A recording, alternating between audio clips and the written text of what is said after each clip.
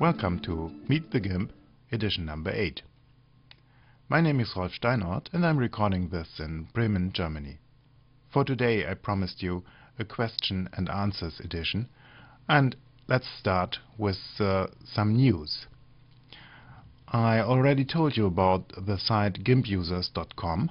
They have great news about a new video podcast about the GIMP, but I think you know that podcast already. And let's look at the download site here, the download page. And here you see something very nice. It is GIMP 2.4.0 release candidate, and it's available for Windows. It's available, I think, for the Apple Macintosh, and in source for most Linux systems except for mine. Ubuntu is not capable to cope with some libraries that are needed. So GIMP 2.4.0 is on the way. And when you are on gimpusers.com, look at this area on the screen. It's a mirror of two mailing lists that give a lot of information about the GIMP. It's first the GIMP user mailing list, and I recommend to read that. The GIMP developer list is a bit above my head, and yes, perhaps above yours too. And here is a discussion which answers a question I didn't know I had, and let's see it here. It's a discussion. First, Buralex, Alec Burgess, asked what the sample points tab did, and I didn't understand that.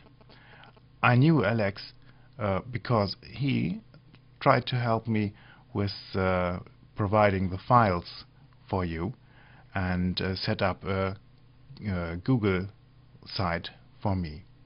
The answer here is from Tim Jedlicka, and I know Tim too because Tim has a big server in the internet and a big pipe to the internet, and we are just now in the process of setting up a possibility for you to download the files I use here.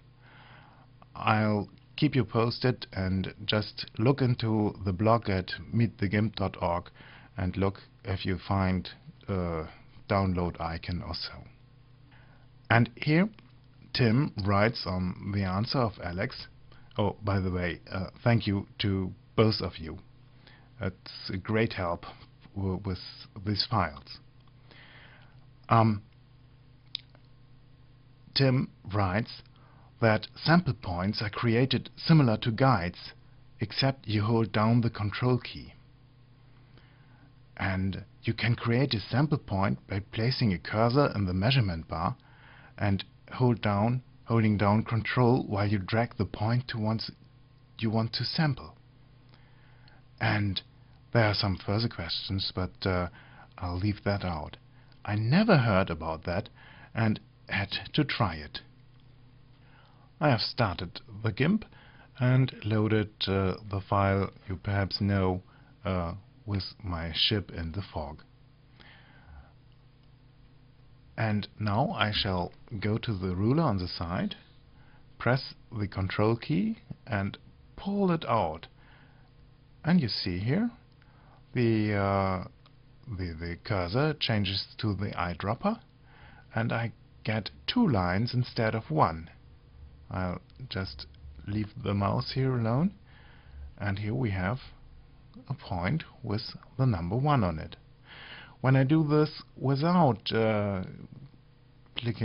pressing the control key, just click onto the ruler and pull it out. I keep the mouse button pressed. Then I get this line here to adjust things on it. So let's try it if it works from here. Pressing control, pulling down and releasing. So here's number 2, number 1, and I see no dialog or so. Let's click here, Tool Options. It's the tool options of the color picker, and the color picker tool is selected here, but I don't see anything here.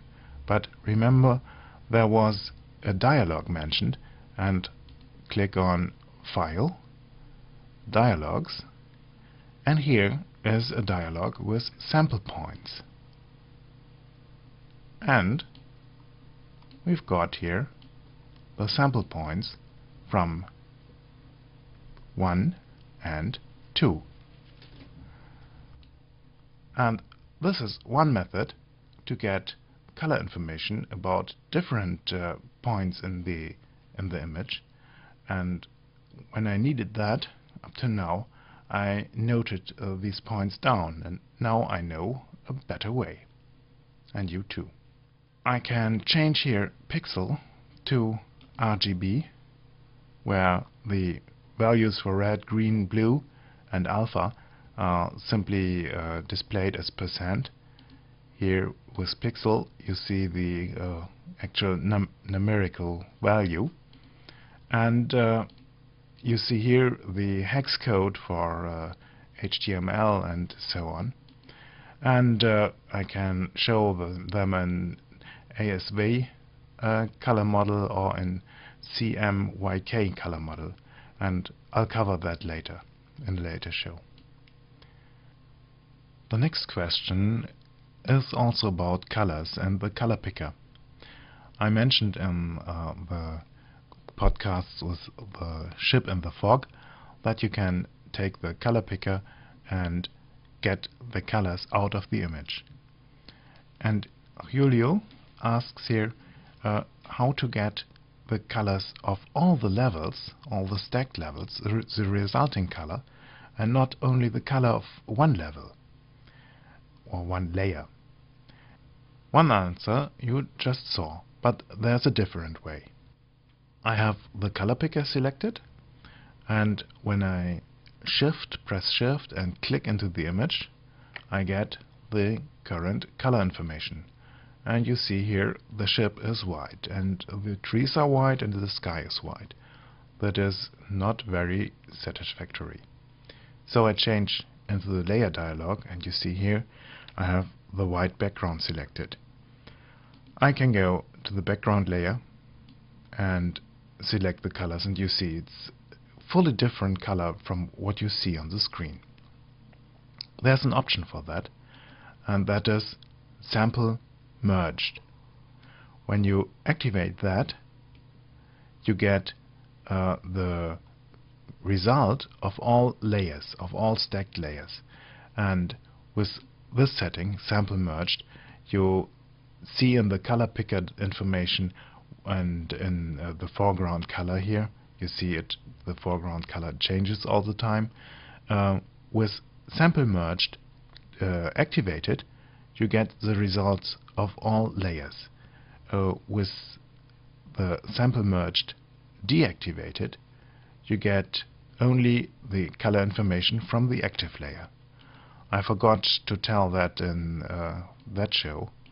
Here you get this color, and here the blue. Going back, sample merged, you get the result of all. There's another option here. You can activate sample average and make the selective area, the active area of the color picker larger, and get an average of all the pixels in this area here. It's a good thing for noisy images where you have a big difference between the single pixels. Julio has another tip for the GIMP. If you use not only .xcf as a file name, but xcf.bz2 or xcf.gz, the GIMP compresses the image, and you get a far smaller file size. I don't know if this works also on Windows machines, and you have just to try that. Perhaps on Windows it would work if you name the file .xcf.zip, but I don't know if this is true. Or perhaps somebody tries it and just posts it on the blog. Another question comes from Dimitri. He asks if I can increase the quality of the video by trying a different codec. I didn't find this codec here, H.264, for Linux in a free version. There is a commercial version, but that is too expensive for me. This is just a hobby, and I pay for uploading this stuff, and it's not much, but I don't want to spend a lot of money on this here. But I have a quality question. I'm recording this in 800 by 600 pixels and scale it down to 640 by 480 or so, just because everyone does it, and in this way it works on Apple TV and so on. My question to you is, would you prefer the original file size or original video size, 800 by 600? The image is a bit clearer and you could see a bit better. The files get a bit larger, and perhaps there are people out there who can't really see this bigger files. I'll make a test file in 800 by 600 and put it up, and perhaps you can try it and give me some feedback. And I'm very happy about the next comment here from Rodrigo, who says that he is thinking about not buying Photoshop, but taking the GIMP for his graphics work. I got a question from Vitaly by email. Is there any way to use the curve tools in a non-destructive way? No, not in the GIMP. Photoshop can do that with these adjustment layers, and I can imagine that there are a lot of GIMP programmers who think day and night about implementing that. But up to now, if you change your colors with the curves or with the levels tool, it is in a way that you can't undo without undoing all the steps you did after that.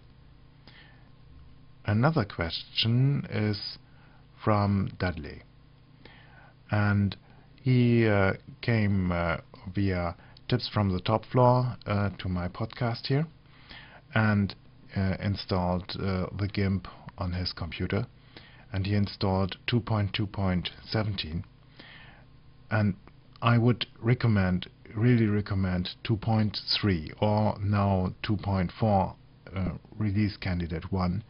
They are far better than the 2.2 series.